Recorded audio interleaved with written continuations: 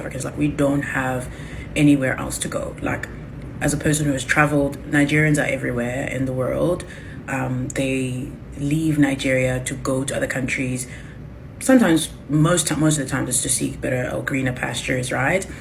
I don't think South Africans, especially South Africans of color, share that same sentiment about South Africa. Like, we don't want to leave. Not just because we don't have anywhere else to go, but because we genuinely do not want to leave. Like, we will stay to make this country great. We will fight if it means. I mean, we guys, kuthiwa bokufika bashaye umuntu wala eSouth Africa owesifazane ona 33, kuthiwa bamshaye wa black and blue, kuthiwa bamutrape. Oh my friend, lo wesifazane, kuthiwa lo wesifazane oneminyaka. If you're against Jacinta, you're against South Africa.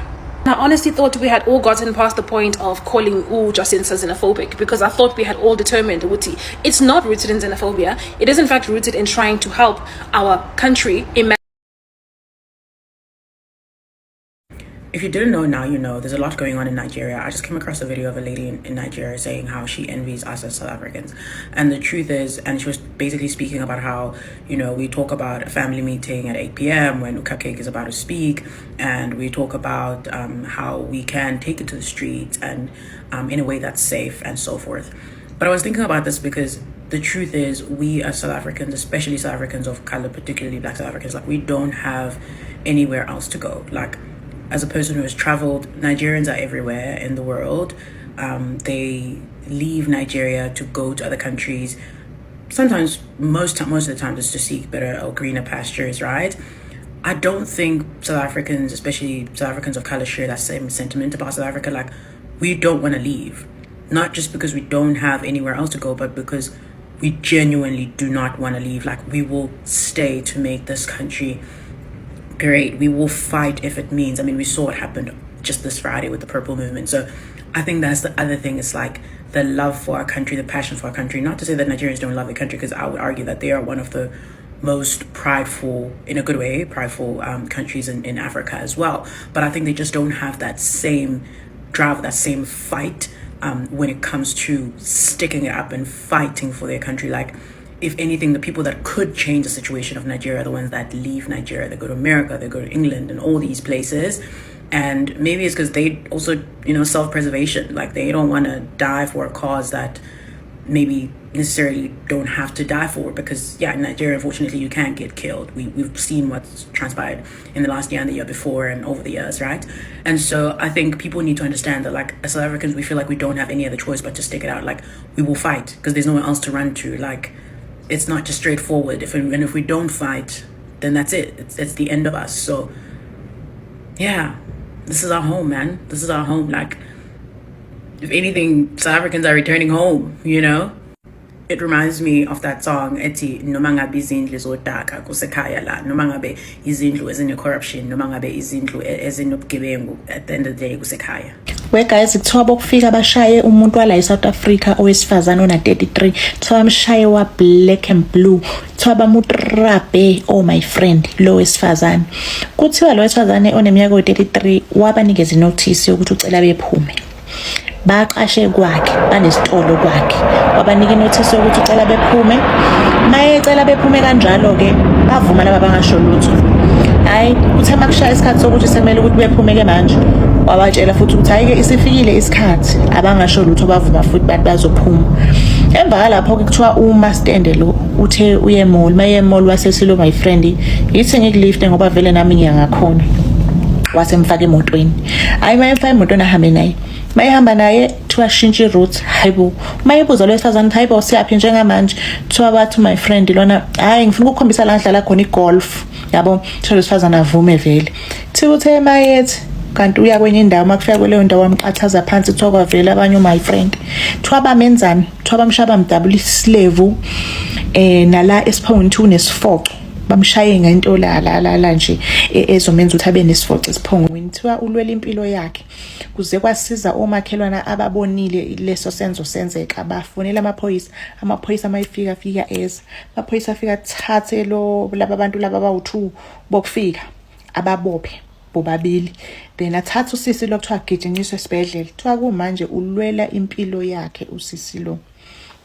So Utembeka blocked me uThembeka lo wama feminist, and this is all coming from a post saying something along the lines of, if we feminists Jacinta or El support Jacinta, and so I commented and I said, not you too, and I unfollowed her.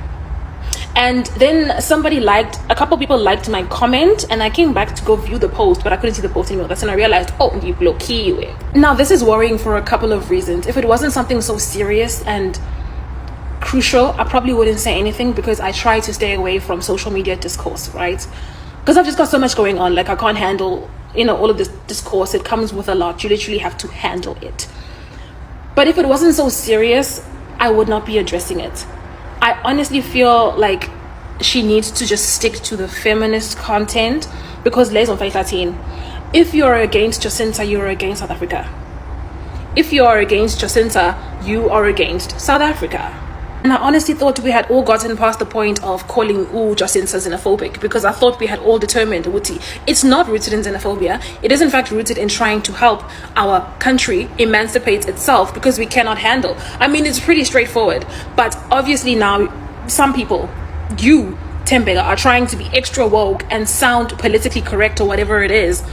And you're really just sounding not so smart, because it's so easy and plain to see. It's literally, you don't even have to think about it too much. You can see why this is an issue. And she's spoken about the problems that illegal immigrants bring into the country, both white and African. Because I know some of you are probably thinking, Paul, why are you looking for Africa? She did say something about it, but she said, oh, Manje, let's fight the low-hanging fruit. You're not going to just think that you're David and start trying to throw stones at Goliath when you haven't even figured out how to deal with the minor things, right? You first have to deal with the low-hanging fruit, then go to the Goliath. Because at the end of the day, Abelungu have monopoly, they have financial power, and they have political power, whether you like to believe it or not, in our country. At no point in time when I was in the US did they not know that I was there, did they not know what I was doing, and did they not know when I was leaving. They knew my criminal background from here in South Africa. They had my address here in South Africa. They knew everything about me, where I was born here in South Africa. They had all of my records. They knew who I was. Before I even got on the plane, they knew I was coming. And when I was leaving, they knew I was leaving, getting on the plane to go leave. So for you to say, Ogoti, Tina Fanile, Sifumele Nombani, that's crazy. Like, that's literally crazy. Like, I don't think, do you hear what you're saying? That's crazy. And if you think that is normal, I'm sorry. And if you think that is normal, I want to invite you to invite 10 of the illegal immigrants into your home. So just go find 10, not too many, and just invite them over to your home to come stay for 6 months. And it shouldn't be hard for you to give us updates either, because uThembeka posts quite a bit on social media. So it shouldn't be hard for her to give us updates on how everything is going for the 6 months. If they're sick, take them to the doctor. If they need to study something, they want to study something, pay for their tuition or their fees. They're obviously going to use your water, your food, and give them allowance as well if you can. Let's just throw that in there. Give them a bit of an allowance as well, that they can send back home. And they're just going to kind of, live in your home. And I don't know whether your child is a boy or a girl. Let them play with your child, just let them be free, roam free in your home for 6 months. Because you are creating all of this discourse online, but you can actually do something about this. You can actually help these people, unlike the feminist movement, where you can't really do much about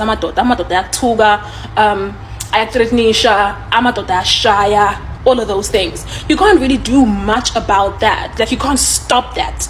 You know what I mean? You can't be everywhere stopping that from happening. But this, you can help.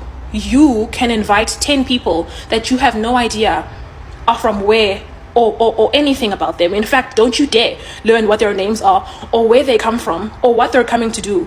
Just invite them into your home, Just invite them, because you're not xenophobic, right? We're all not xenophobic, but you're extra anti-xenophobia. Like, you're extra, right? You're woke and anti-xenophobic. So just invite 10 of them into your home. Make sure you have no idea who they are, and they're going to be funded by you. And you can give us updates for the next 6 months on how everything is going. And if everything goes well, hey, listen, I'm going to take everything I'm saying back. I promise you I'm a woman of my word. I will take everything that I'm saying back.